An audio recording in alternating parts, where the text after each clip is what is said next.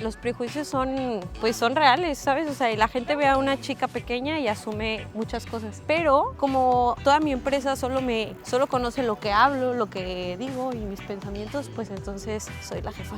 Es muy chistoso porque recuerdo uno de mis como sueños de la infancia. Yo vi a estas chicas con su computadora y dirigiendo como sesiones de fotos en videos y yo decía, ay, no sé qué hacen, pero yo quiero hacer eso. Todos somos personas y eso de que los millonarios son personas, la gente que tiene miles de empresas y miles de empleados son personas y siento que si tu approach, como lo mencioné al principio, es de verdad me importa quién eres tú y quiero colaborar contigo para hacer algo mejor, eso abre puertas, eso hace que la colaboración sea algo real. Bueno, Mafer, muchas gracias por subirte a este podcast y a este café. Aparte, estamos acá en un muelle en el puerto de Valencia con María Fernanda Padilla, güey, ¿no? Mi amiga mexicana. Para Así servirte. que nada, muchas gracias por prestarte para esto. Con gusto. Así que bueno, Mafer es directora de marketing, ¿sí? Y Relaciones públicas. Sí, en The Merchant Hub, una empresa, ¿es mexicana o estadounidense la empresa? Es una empresa estadounidense. Vamos a abrir, ahora oficialmente somos TMH.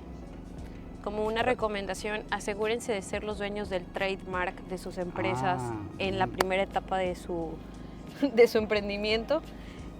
Ahora somos TMH US y operamos principalmente en Estados Unidos, pero para el 2026 estamos ya planeando la expansión a México. Qué bien. Sí. Muy bueno. Bueno, felicitaciones. Gracias. Y también sos la encargada del influencer en Partnership Management en Unibrand. Eso, fue mi trabajo anterior antes de ser directora de marketing, en donde solamente esa parte estábamos trabajando en partnerships, en influencers, en hacer programas de afiliados, en hacer contenido UGC para ads. Era marketing, pero mucho más focalizado en ads que parezcan nativos. Entiendo. Y ahora, bueno, pues me toca hacer de todo. De todo un poco. Más recursos humanos de lo que pensé. A mí lo que me llama la atención es que tenés un perfil súper increíble y para los que no saben, Mafer tan solo tiene 27 años. 27 años, o sea, sí. Wow. En Argentina diríamos es una cosa de locos, con 27 años ocupando puestos directivos, ¿no? Y bueno, nada, quería preguntarte cómo empezó este camino, qué te llevó a pegar este rocket plan de despegar y ser una profesional y una directora a los 27 años. Una locura. Sí, ha sido una locura. Primero creo que tengo que decirlo así, la bendición de Dios ha sido algo muy importante en mi vida y que también he estado rodeada de mucha gente muy capaz y de muchos muy buenos amigos. Siempre he tenido mucha suerte. Y que he estado como en el lugar correcto, en el momento correcto, ¿sabes? Sí. Entonces empecé a trabajar desde muy chiquita. Pienso que mi primer trabajo tenía 13, 14 años cuando ya estaba comprometida con algo cada fin de semana. Y entonces para mí, comparado con mis pares, por ejemplo, que otro chaval de 27 años que yo veo, para mí es muy normal tener un compromiso que sé que no voy a quedar mal, o sea, estoy muy impuesta a trabajar desde muy pequeña. Claro. Entonces, también creo que, exacto, la vida ha sido muy buena conmigo, porque ni siquiera estudié marketing, ni siquiera planeaba dedicarme a eso. Como, no sé, viste, yo de chico soñaba con ser futbolista, por ejemplo. ¿Vos soñabas con ser, no sé, directora de una empresa o algo? Es muy chistoso porque recuerdo uno de mis infancias, de mis memorias no, como sueños de la infancia. Yo vi a estas chicas con su computadora y dirigiendo como sesiones de fotos en videos y yo decía, ay, no sé qué hacen, pero yo quiero hacer eso. Wow. Pero muy pequeña y ya después, ¿sabes? Como en mi adolescencia y en mi juventud temprana, porque sigo siendo muy joven. Demasiado. Dije, no, lo que me gusta es la economía, la política, e hice la carrera en eso. Wow. ¿Qué carrera?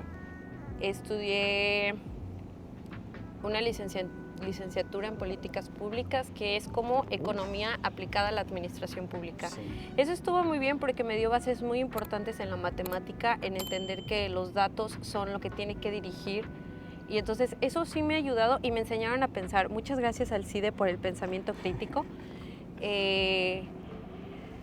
Pero después, exacto, la vida, estaba yo trabajando, era asistente de investigación y estaba escribiendo mi tesis cuando Rooster, que ya lo entrevistaste. Sí, lo pueden buscar ahí en el canal. Sí. Rooster Sánchez, gran Saludos. amigo nuestro. Sí, y mi mentor. Así que, Wow. y él fue como, ven a ayudarme medio tiempo en lo que yo organizó. Él recién estaba lanzando su agencia, entonces yo empecé y pues aprendí como administración, hicimos todo el espacio de trabajo online y de ahí ha sido ya, ¡buah! Empezamos con eso, organizando cosas online.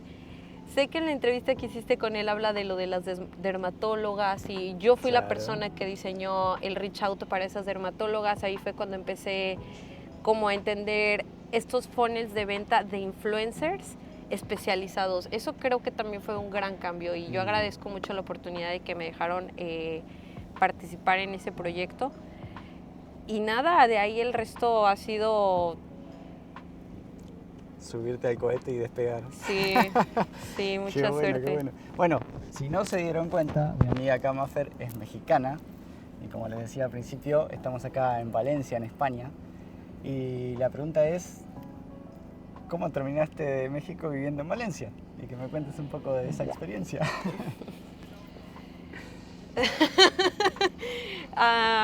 En la agencia, no sabemos. Con Walt, ajá, no sé. Lo que yo sabía es que yo ya no quería vivir en México. Porque ser mujer en México es complicado. Me interesa eso. Sí, ser mujer en México es peligroso. ¿Pero por el machismo o por...? El machismo es algo que está permeado en todas las esferas empresariales, en todas las índoles de la vida, pero empresarialmente sí siento que me cuesta más trabajo y que tengo que siempre demostrar que sí sé, sabes mucho más que un hombre, pero eso no me molesta porque crecí acostumbrada a eso. Entonces yo crecí sabiendo que yo siempre iba a tener que demostrar que sí sabía, que no, la gente no iba a dar por hecho que sí. Pero la violencia, y sobre todo en la región del país en donde yo vivo, la violencia se acentúa cada vez más. Como ya para mí era normal decir, bueno, después de las 10 de la noche nadie sale, está en su casa y no es la vida que quiero vivir, quería conocer el mundo. Y con la agencia en donde hice la mayor parte de mi carrera, hice 3 años ahí, que fue con Luis Fer, empecé como su asistente. Después fui Operations Manager. Después dividimos los clientes pequeños, ¿recuerdas? Sí. Y yo me quedé como directora de la parte de los clientes pequeños porque teníamos clientes que estaban muy disparejos en ad spend. Entonces... en lo que invertían en anuncios. Exacto. Y no es inteligente tratarlos a todos igual. Si tienes una agencia no puedes tratar a alguien que se está gastando $2,000 igual que alguien que se gasta $500,000. Entonces, en esa división estratégica de clientes fue que tuve mi primer como puesto de directora de una sección pequeña. Y estando en eso fue que Walt y Luis Fer deciden mudarse y yo me les pegué. O sea, genuinamente yo no escogí Valencia, yo no escogí España. España me escogió a mí y estoy muy feliz de estar aquí. Eso es lo importante, eso es lo importante. Sé que sos una persona bastante obsesiva, recién veníamos hablando fuera de cámara y no lo tomo como algo negativo, sino como que esto hay que hacerlo y hay que hacerlo bien, ¿no? Entonces, ¿de dónde nace como eso? Y cómo o sea, quiero saber si eso es solo en el trabajo, si es también en tu vida y o sea, ¿cómo se vive con eso de hay que hacer las cosas y hay que hacerlas bien, no matter what? Gracias a mi papá.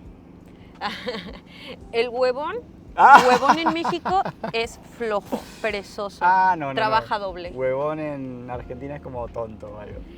Ok, entonces el perezoso trabaja doble. Si de todas maneras tienes que hacer una cosa, intenta hacerlo lo mejor que puedas desde la primera vez y quítate de problemas, porque sí, eso creo que desde muy pequeña mis papás fue Fueron duros, sí, fueron duros. ¿Pero duros en exigencia? En exigencia, claro, ok. exacto. Porque, y eso es lo que, como retomando mi respuesta anterior, el default es siempre aparecer todos los días y hacer el trabajo duro. Y entonces, y hacer las cosas bien. O sea, desde muy pequeña es como si yo me comprometía a una clase de ballet, no había manera en que yo me brincara una. O sea, no había manera en que yo no llegara con el chongo bien hecho y el uniforme puesto, porque no había otra opción, o sea, lo tenía que hacer. Y eso sí, exacto. Sí, igual yo, eso sí, bueno, no todos, pero digo, la gente cuando se compromete con algo, habitualmente, no todos, vuelvo a repetir, pero cumplimos. Pero vos encima no solo vas a la clase de ballet, sino que tenés que destacarte. O sea, yo tuve el privilegio de trabajar con vos y es como que no solo hay que hacerlo bien. Sí, eso sí es una obsesión. Pues sí, supongo que es mi personalidad. Desde muy pequeña, de verdad recuerdo que si quería aprender algo, sentía la necesidad de ser lo mejor. Que muchas veces me ha jugado en contra y que es muy peligroso. Overachievers. Ustedes son más de lo que hacen y no son sus logros ni sus trabajos. Pero nada, es un empuje que creo que sí es innato y que después lo fui cultivando y me gustan los frutos que tiene eso, ¿sabes? Me gusta que sí, porque de todas maneras voy a estar 8 horas con el equipo, ¿sabes? De todas maneras mi día, un tercio de mi día va a estar ahí. Entonces puedo hacerlo con una energía mediocre.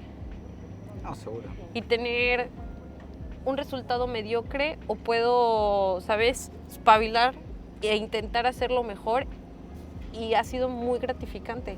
Ha sido muy gratificante para mí ver cómo sí puedo escalar, sí puedo entrar como un asistente y terminar siendo la directora. Ha sido muy gratificante ver que mi trabajo es agradecido por otras personas y que vende. Bueno, eso es muy gratificante, muy gratificante. Claro. Que tengas una idea y que al ver que sí está bien ejecutada puedes hacer cientos de miles de dólares. Y que eso ha sido pues mi tarjeta de presentación y por eso intento cuidarla. Mi salto de la agencia a Unibrands fue porque justo nuestra clienta de este funnel de dermatólogas, terminamos relación laboral, pero después ella me buscó a mí y me dijo, vente a trabajar a mi equipo. Y eso es, para mí es un regalo, es como una... Es como que están revalidando, ¿no?, tu capacidad. Y, ¿sabes? O sea, sí es obsesión, sí, definitivamente sí soy una persona obsesiva con mi trabajo. Pero... Si querés cambiemos la palabra obsesión y se me ocurre ahora... No, así la puse en el guión, ¿eh? Sí, la puse así. Como autoexigencia, ¿no? Sí. Obsesión como que me suena, me lo hiciste notar hace un rato. Pero es que también soy exigente con las demás malo. personas, ¿eh? O sea, no solamente conmigo. No, obvio, pero al ocupar un cargo como de director o de management, es irreversible. O sea, no hay manera de que no lo traslades a tu equipo. Claro. Porque el resultado depende de vos, entonces lo vas a trasladar. Y hablando de esto, justamente de los equipos y qué sé yo, ¿cómo te va en ese sentido de transmitir esto a tus equipos? Porque me imagino, no sé, hoy me contabas que tenés como 6 personas hoy a tu cargo, ¿no? Me imagino 6 personas distintas, personalidades diferentes, quizás de otros países. ¿Cómo se hace para transmitir eso y que todos hablemos el mismo idioma y tengamos la misma intensidad y el mismo peso? Sin ser la loca. Claro. Pues más que una ciencia, eso es un arte. Aquí mención especial a Walt, que ha sido también muy importante para enseñarme como cosas de liderazgo. Y creo que para mí lo más importante en mejorar el performance de mi equipo y algo que he visto que funciona es que realmente me importen estas personas como personas. Eso es algo muy importante, porque para tener un equipo de alto rendimiento, un equipo ganador, necesitas forjar confianza, necesitas forjar una amistad que tú sepas que la otra persona va por ti y tú vas por esa persona. O empatía, ¿no? Porque capaz que no puedes ser amigo de todos íntimamente, pero... No íntimamente, pero sí necesita existir esta confianza y eso de que yo sé que él va a meter el hombro por mí y yo por él. Yo pienso que no hay manera en que, claro que puedes tener un buen equipo, pero no vas a tener un equipo que gane todas, no vas a tener un equipo de alto rendimiento, no va a haber un equipo, por ejemplo, en deportes se usa mucho esta pirámide del éxito que a mí me encanta, y si no hay amistad, si no hay confianza, si no hay, eso es imposible de lograr. Es un reto hacerlo en equipos virtuales porque exactamente yo estoy en España. Ahora el equipo completo está en México, pero he trabajado con equipos que tenemos al mismo tiempo una persona en Argentina, otra en el Perú, otra en Guatemala, México, España, Estados Unidos al mismo tiempo. Para mí ha sido un reto, pero me encanta encontrar maneras de coincidir. Suena como a lo mejor un cliché, pero las preguntas de icebreakers y simplemente saber como qué recuerdo de cuando eras niño o niña te hace feliz. Siempre intento traer eso a mis equipos. Siempre intento que lo primero que sea es, de verdad me importa cómo estás, me importa tu desarrollo. Y bueno, para no hacer el cuento largo, eso de conocer personalmente a tu personal, o sea, que de verdad te importe su vida, qué es lo que les duele, qué es sus aspiraciones y explotar eso. Porque, por ejemplo, ahora entiendo en mi equipo, bueno, tengo personas que son mejores para hacer eso y entonces vamos a explotar. Eso y aparecer diario. Yo creo que si apareces todos los días con el mismo compromiso ya tienes el 50% del trabajo.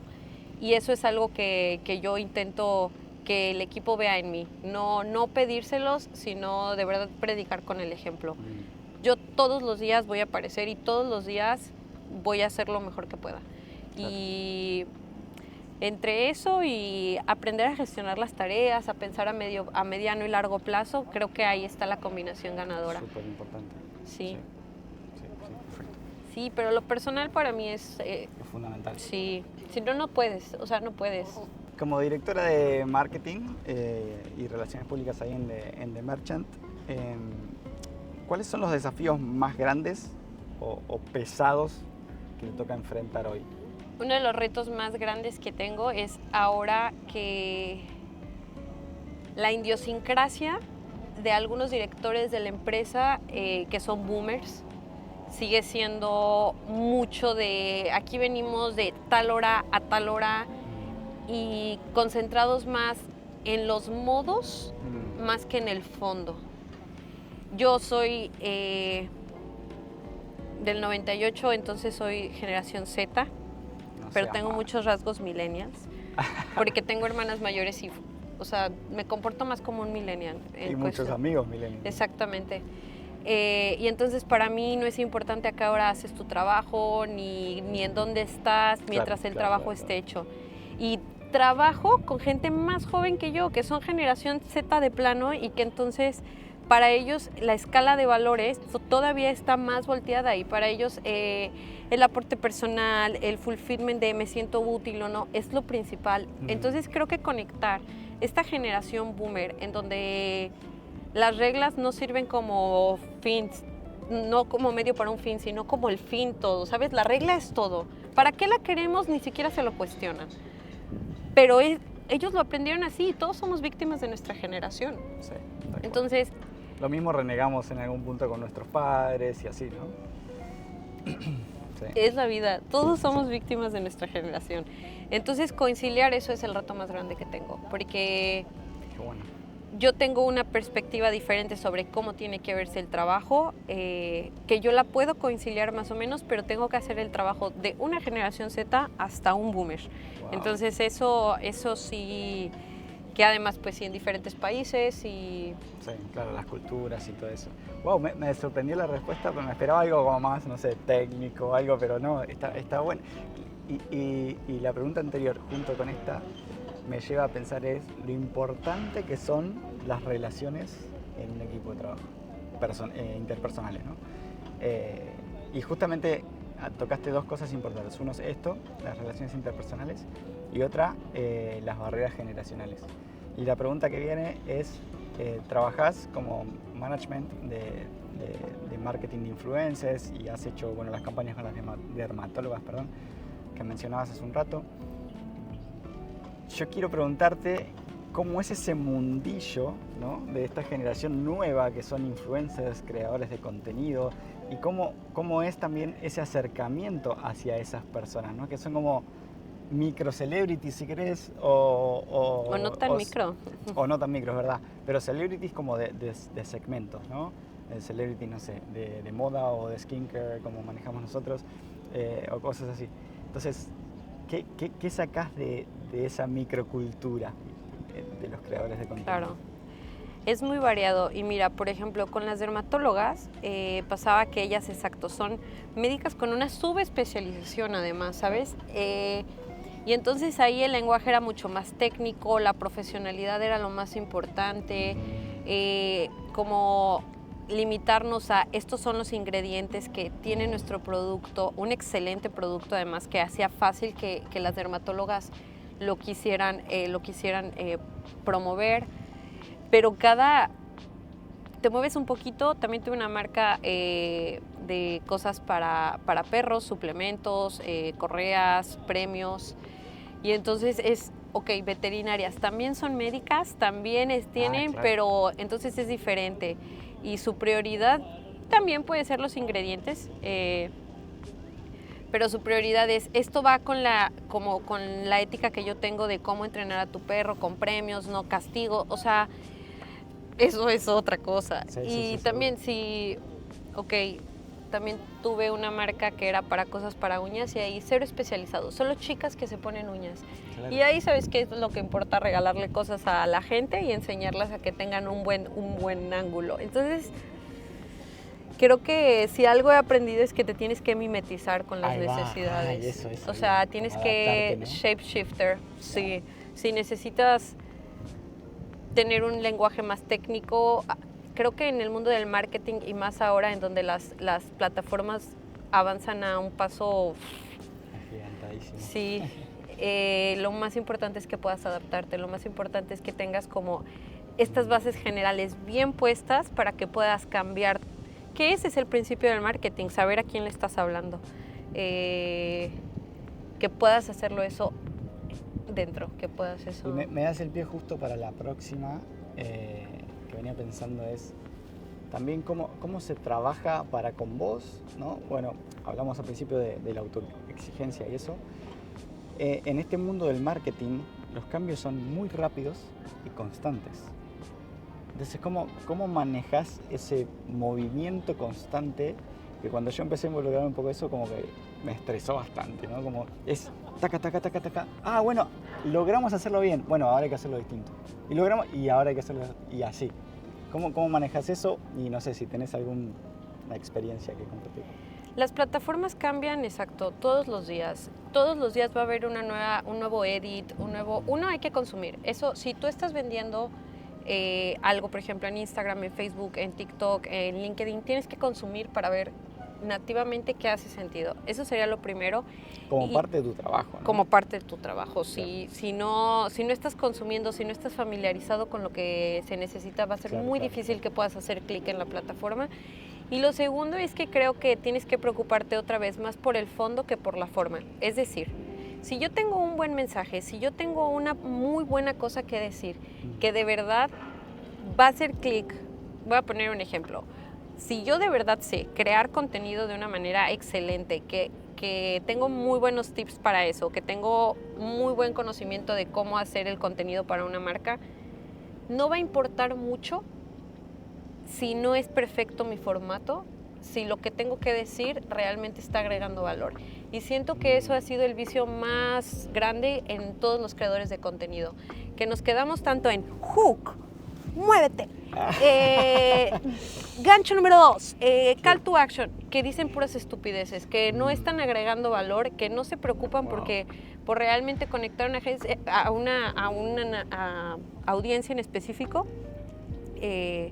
Y lo ves con los creadores que sí lo hacen. Mi hermana, por ejemplo, tiene muy claro, es veterinaria, tenemos mucho conocimiento de porcicultura, y empezó haciendo videos de eso porque es algo que sabe realmente, que vive realmente, Y entonces es un hitazo, porque la autenticidad se nota. Si realmente sabes de lo que estás hablando, se nota. Y eso no importa si no eres la mejor editora, pero sí, más el fondo que...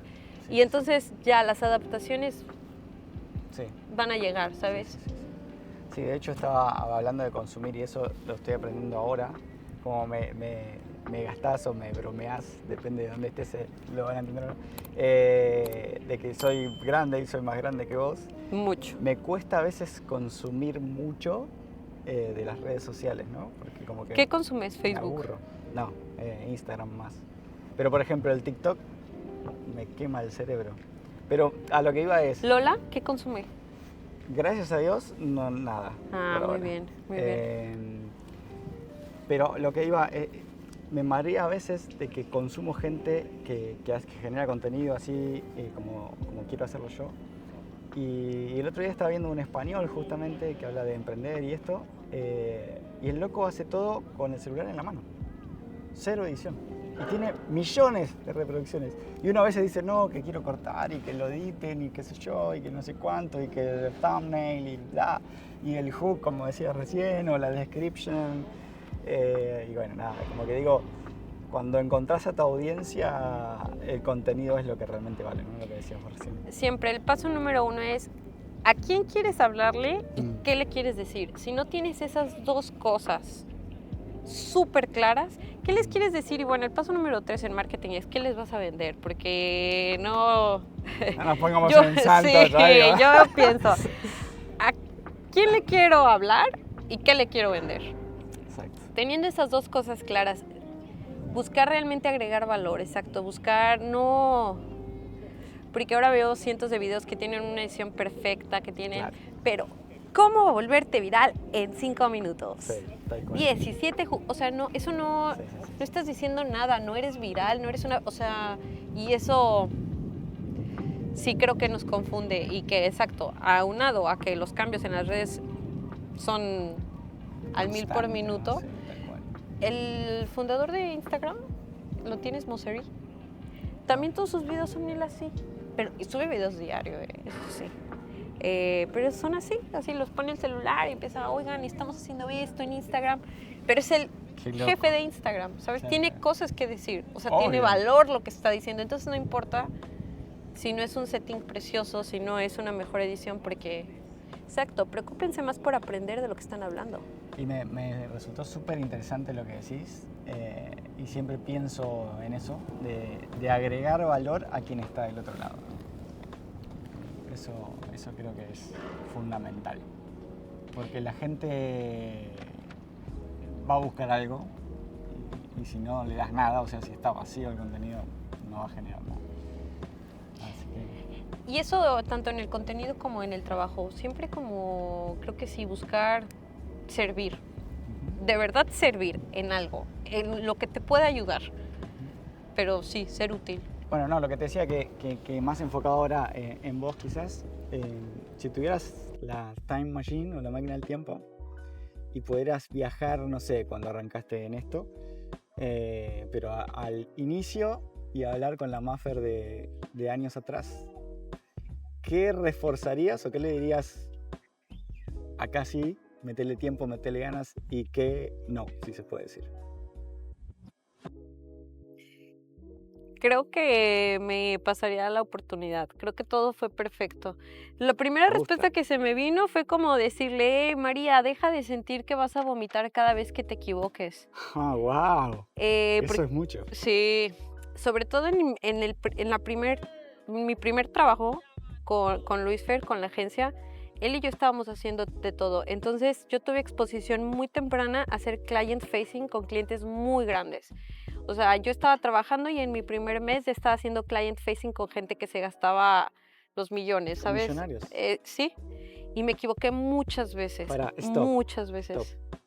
No, me quiero enfocar ahí. ¿No te sentiste nunca como, no sé si es la palabra correcta, pero como en inferioridad? Todo el tiempo. ¿Sí? ¿Y cómo manejabas eso? Como impostora. Todavía me siento como una impostora. ¿Sabes? Como... Hay tanta gente tan lista en el mundo y con tantas capacidades que que es algo con lo que... ¿Luchas a diario? Sí, ¿Cómo decir? sí. A mí me pasa también. De decir, hoy, o sea, estoy engañando a todos. Sí. Pero ¿sabes qué? Pues a lo mejor sí, pero pues sigue funcionando. No, yo no sé si engañando, porque uno pone lo mejor de uno, ¿no? Pero sí me siento como que a veces, ¿qué hago acá? Y enfrente mío tengo, como decís vos, ¿no? Alguien que ya hizo los millones. Yo estoy buscando hacer miles recién. Entonces, como decís, wow. Y a la vez me da orgullo, como que tengo esas dos cosas. Como que digo, ¿qué hago enfrente de este chabón o de esta persona? Y a la vez me da orgullo, estoy enfrente de alguien así. Claro. Y me está escuchando. Y presta atención a lo que le digo. O sea, Claro. algo tengo para aportar. Claro. Pero yo siento que eso es, y más como un perfil self-made, o sea que no tengo papás millonarios, no tengo papás empresarios, fui la primera generación en mi familia que fue a la universidad. Yo también. Entonces nos entendemos por eso, porque dices, oye, o sea, esta gente aprendió francés a los 6 años, ya hizo los millones. No sé, yo he encontrado que es práctica. Y, o sea, eso le diría a lo mejor, deja de querer vomitar cada vez que te equivocas, porque muchos errores, y de verdad, o sea, no solo de querer, de que tengo uno así en la cabeza que me equivoqué en el nombre, en el correo, Luis Fer estaba enojado. Sí. Y yo me fui a vomitar al baño, mi mamá me veía con cara de tranquila, solo es un trabajo, pero eso, o sea, para mí, pues sí es importante, sí es parte de mi... Y eso también lo fui trabajando, ¿sabes? O sea, lo fui trabajando y cada vez que me equivocaba y sentía eso en el estómago era conscientemente trágatelo y está bien y vuélvelo a hacer y vuélvelo a hacer. Y eso es algo, por ejemplo, ahora que mi gerente, Jazmín, te quiero mucho, es algo que estoy intentando que ella haga y decir... Jazmín, puedes dejar tu me gusta acá también. Claro, suscríbete a nuestro canal. ¿Qué estás intentando que ella haga? Que ella haga, porque los errores, todo el mundo nos equivocamos. Claro. Y sí siento que además lo que diferencia a un perfil de un alto manager o de un director es el approach a esos errores. Uno hay que reconocerlo rápido, sin excusas, sí, me equivoqué, ¿qué vamos a hacer para solucionarlo? Y Claro. para eso necesitas tener la capacidad de tragártelo rápido, hacerlo tuyo y buscar. Y eso se entrena y se entrena y se entrena, porque equivocarse apesta. Sí. Pero sí, obvio, nadie quiere equivocarse a propósito. Yo creo que eso sí ha sido como de las cosas que al principio me costaban más trabajo y que para admitirlo buscaba la manera de, ay, ¿quién más se equivocó? ¿Quién más? Y ya ahora no, o sea, ahora es... Recién contabas, ¿no?, de que te equivocaste del nombre en el correo. Pero, ¿te acordás de alguna anécdota que te haya equivocado, pero que sea graciosa y no tan por ahí, no sé, algo? Ay, no, siempre la he cagado duro. Nunca me ha dado risa cuando... Ay, qué No. bien. No, ojalá fuera gracioso. Ay, qué risa. Mandó mal la factura también, con dinero, sí. con cosas. Uf. Me ha pasado de equivocarme, de cruzar cotizaciones a uno que no era y otro, bueno, no importa. Pero bueno. Bueno, la última y cerramos si querés. Simón.